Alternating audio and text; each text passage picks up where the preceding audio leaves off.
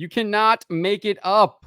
Star Wars The Acolyte, the upcoming Disney Plus series, has put a chick in it and made it lame and gay. Before we get to this, I'd like to ask you, please hit that subscribe button, hit that bell for notifications so don't miss any of our future videos here at the Trent Report. That's right. There is confirmation that Star Wars The Acolyte features a lesbian character.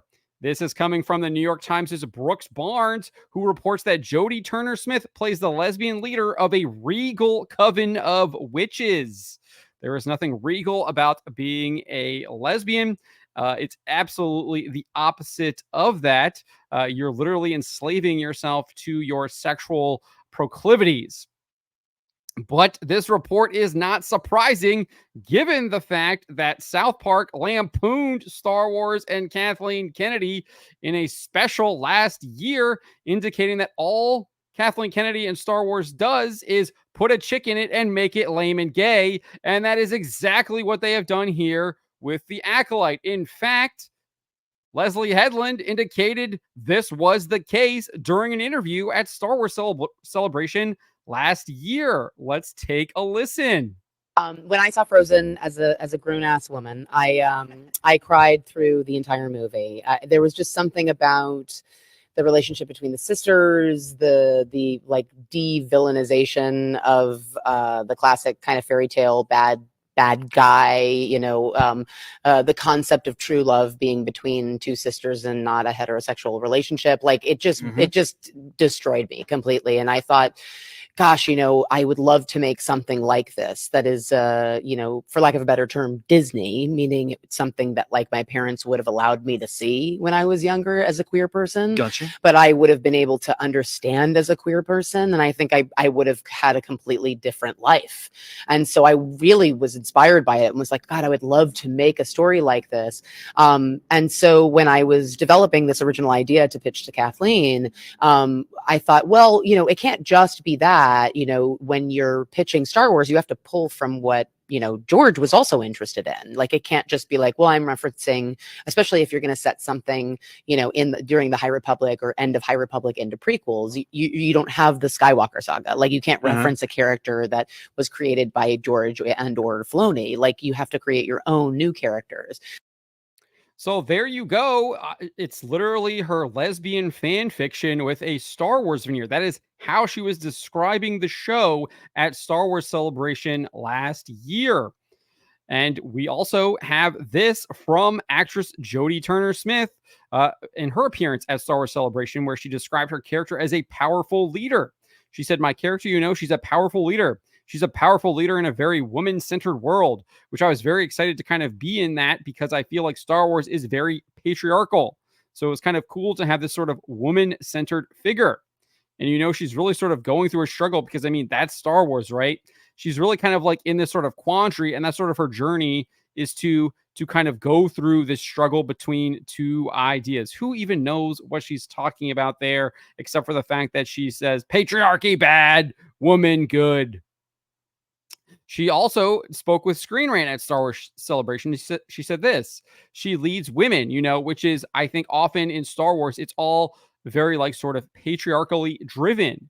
So to sort of have this character who's kind of in this matriarchal world, I thought really cool and interesting and different. Yeah, and very powerful. I do use the Force, but I am not a Jedi or a Sith. So, and the fact that they're describing her as a leader of a coven of witches, she's clearly playing a Dathomiri character, is what it sounds like to me, which were introduced in the Clone Wars and were recently showcased in the really bad Ahsoka series that Dave Filoni helmed.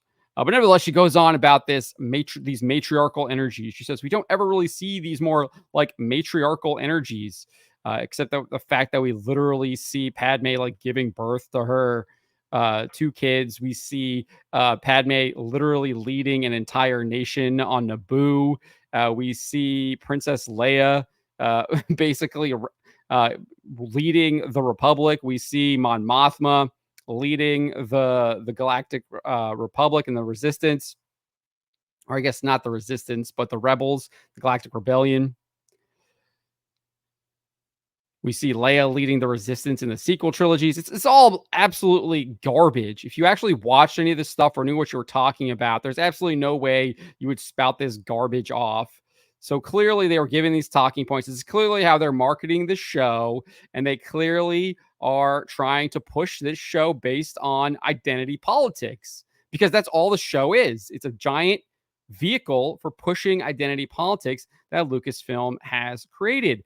This company is not a company that is meant to entertain you anymore. Despite what Bob Iger says, the company is clearly now operates as a vehicle in the culture war to try and brainwash you into buying into all of these evil ideologies, such as feminism, such as the LGBTQ plus agenda, transgender ideology. We know that there is an actor who is a YouTuber who has quote unquote transitioned. Interestingly enough, that person was literally part of a British government PSYOP program back in 2020 around COVID. And this is the people that they are casting in their shows because that's all this show is. It's a giant psyop to try and control people's minds with these evil messages. And that's why they're pushing this stuff.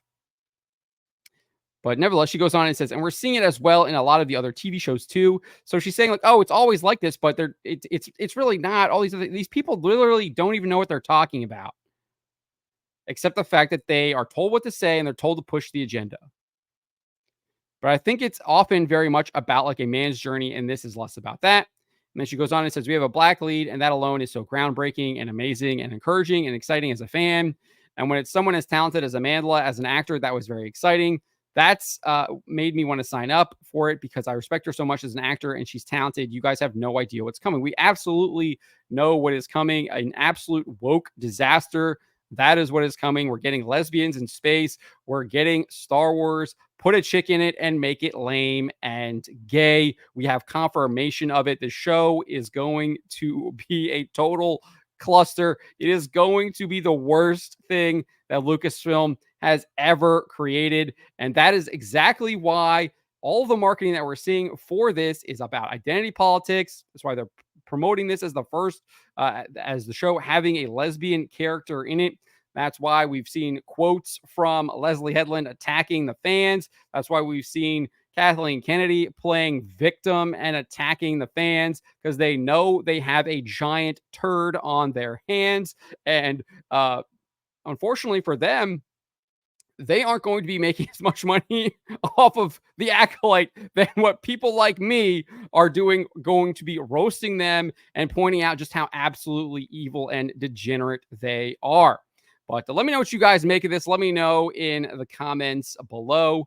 Remember to always be charitable, especially to each other, but to always speak the truth.